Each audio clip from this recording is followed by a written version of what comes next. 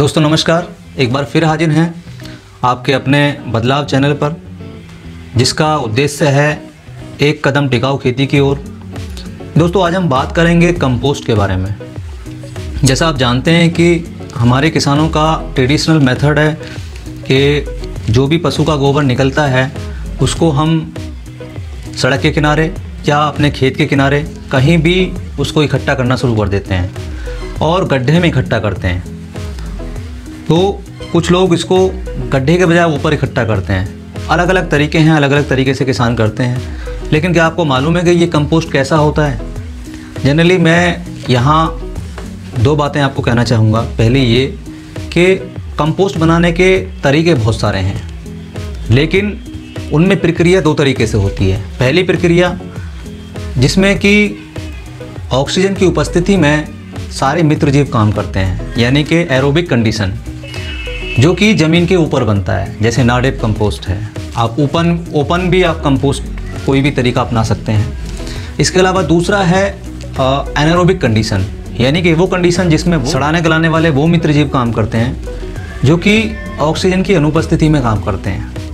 तो जैसे आपने जो आपका ट्रेडिशनल मेथड है, गड्ढा बनाया, उसमें गोबर डालते गए 2 साल हो गई, 3 साल हो गई। जब हम उसको 3 साल पूरी हो जाती हैं तो फिर हम उसको सीधे उठा के खेत में डाल देते हैं। आपने देखा होगा खेत में जाने के बाद भी वो ढेरी बना करके ऐसे पड़ा रहता है। उसके बाद फिर उसको कई दिन बाद जाके उसमें जुताई करके उसमें मिलाते हैं। तो पहली प्रक्रिया तो जो है उसमें आप ये देखिए कि जो गड्ढा बना करके किसान इस काम को करते हैं उसमें वो एनारोबिक कंडीशन काम करती है, यानी कि वो मित्र जीव काम करते हैं जो ऑक्सीजन की अनुपस्थिति में काम करते हैं, जिनकी जो प्रक्रिया है वो स्लो होती है। तो वो स्लो प्रोसेस की वजह से लंबे समय तक उसमें बनने की प्रक्रिया चलती रहती है।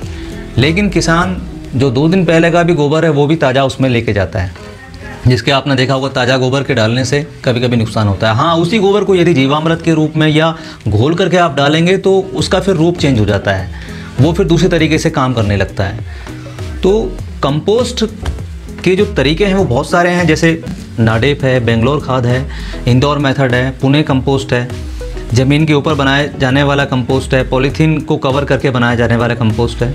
तो आज हम बात करेंगे, ये जो कंपोस्ट हैं ये सब 90 से 120 दिन में तैयार होते हैं।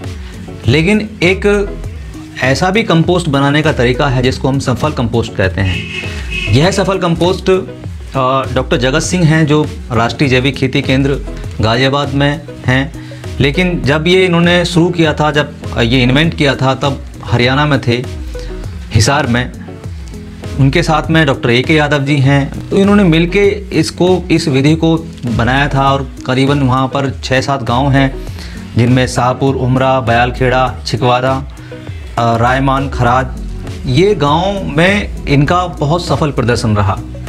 तो दोस्तों इसमें करना क्या होता है? देखिए, सफल कंपोस्ट का मतलब क्या है? कंपोस्ट माने कच्चा खाद नहीं, कंपोस्ट माने सड़ा हुआ खाद, पूरी तरह सड़ा हुआ, यानी कि वो खाद गर्म नहीं होना चाहिए, ठंडा होना चाहिए और इसके साथ नमी वाला होना चाहिए, बिल्कुल बारीक होना चाहिए, चाय जैसी रचना वाला होना चाहिए। अगर ऐसा है तो वो खाद है, और यदि ऐसा नहीं है तो वो खाद नहीं है। दूसरा एक खासियत और होती है कि जब हम उसको सूंघते हैं तो उसमें एक भीनी भीनी खुशबू आनी चाहिए, जो कि अधिकतर नहीं आती है। जो आप देखते हैं कि जो ट्रेडिशनल मेथड है उसमें धूप, हवा, सारे तरीक़ों से उसमें वेस्टेज ज़्यादा होता है। जो भी न्यूट्रिएंट्स उसमें इकट्ठे होते हैं वो सब पानी के साथ बह जाते हैं, धूप में उड़ जाते हैं, इसलिए वो कंपोस्ट बढ़िया नहीं बन पाता है। वो केवल गोबर की खाद रह जाता है और जो नुकसान करने के साथ साथ में बहुत लंबे समय तक जो है न्यूट्रिएंट्स नहीं देता है। कंपोस्ट की जहाँ तक हम बात करते हैं, वो कंपोस्ट का मतलब अच्छी खाद, सड़ी हुई खाद, ठंडी खाद। तो दोस्तों यह विधि डॉक्टर जगत सिंह जी और डॉक्टर AK यादव जी ने इन्वेंट की है। डॉक्टर जगत सिंह जी अभी कृषि भवन में जॉइंट डायरेक्टर के पद पर कार्यरत, और मैं आज उसी के बारे में बात करूंगा। तो ये जो सफल कंपोस्ट है, इसको बनाने का बहुत सिंपल तरीका है। बस एक बात का विशेष ध्यान रखना है कि ऊंचाई आपको ध्यान रखनी है। ऊंचाई 2.5 फीट से ज़्यादा ना हो। लंबाई जितनी आपके पास जगह है, जितना मटेरियल है उस हिसाब से रख सकते हैं। चौड़ाई भी आप उस हिसाब से रख सकते हैं। जो इन्होंने वहाँ डेवलप किया था उसमें 14 फीट लंबा था, 10 फीट चौड़ा था और 2.5 फीट ऊँचा था। तो ऐसे करके इन्होंने ज़मीन के ऊपर उसको लेयर्स के रूप में, जो भी आपका बायोमास है, सूखा, फिर गोबर की लेयर, फिर हल्की मिट्टी की लेयर, ऐसे करके आप लेयर्स बना दीजिए उसमें। और लेयर बना करके 2.5 फीट तक ऊपर ले जाइए। नमी इसमें रेगुलर रहनी चाहिए। जब भी आप प्रत्येक लेयर लगाएंगे तो उसमें नमी बनी रहनी चाहिए। चाहे तो आप इसमें जो वेस्ट डिकम्पोजर आता है जो राष्ट्रीय जैविक खेती केंद्र ने ही डेवलप किया है, या पूसा ने भी पूसा के कैप्सूल जो कंपोस्ट के डिकम्पोजर के कैप्सूल डेवलप किए हैं, वो भी आप ले सकते हैं। तो दोनों को आप तैयार कर लीजिए और जब आप लेयर्स लगाते हैं तो बीच में भी स्प्रे कर सकते हैं, छिड़काव दे सकते हैं, जिससे कि वो सड़ाने गलाने की जो प्रक्रिया है, जो मित्र जीव हैं जो अपने आप पैदा होते हैं, वो सब उसमें डेवलप हो जाएं और वो प्रक्रिया शुरू हो जाए। तो जैसे ही आपने तैयार किया तो उसमें सड़ने गलने की प्रक्रिया शुरू हो जाती है। उसके बाद फिर उसमें छेद करते हैं, यानी कि 1 से 1.5 फीट तक आप कोई बम्बू ले लीजिए, कोई लोहे की छड़ ले लीजिए, पाइप ले लीजिए, उसमें 60 डिग्री एंगल पर तिरछे होल्स कीजिए 1-1 फीट की दूरी पर। जैसे ही डिकम्पोजिशन की प्रक्रिया शुरू होती है वैसे ही उसमें हीट जनरेट होने लगती है, जो कि मित्र जीव अपना काम करना शुरू कर देते हैं। तो जैसे ही होल्स आपने किया और उसमें डिकम्पोजर भी डाल दें, डिकम्पोजर डाल दें, जो पूसा का कैप्सूल है वो डाल दें। 10 दिन बाद ये हीट कम हो जाएगी।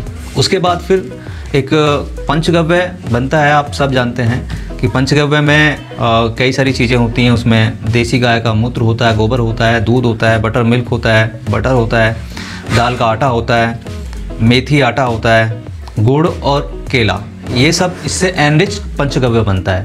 तो आप 1 लीटर प्रति छिद्र के हिसाब से वो भी डाल देते हैं और ये प्रक्रिया 10 दिन के अंतराल पर 3 से 4 बार में होती है। 3 बार ये प्रक्रिया करनी है, यानी कि 15 दिन वो और 30 दिन ये, टोटल 45 दिन में जो ये कंपोस्ट है आपका बन के तैयार हो जाता है और बहुत अच्छी कंपोस्ट बन के तैयार होती है।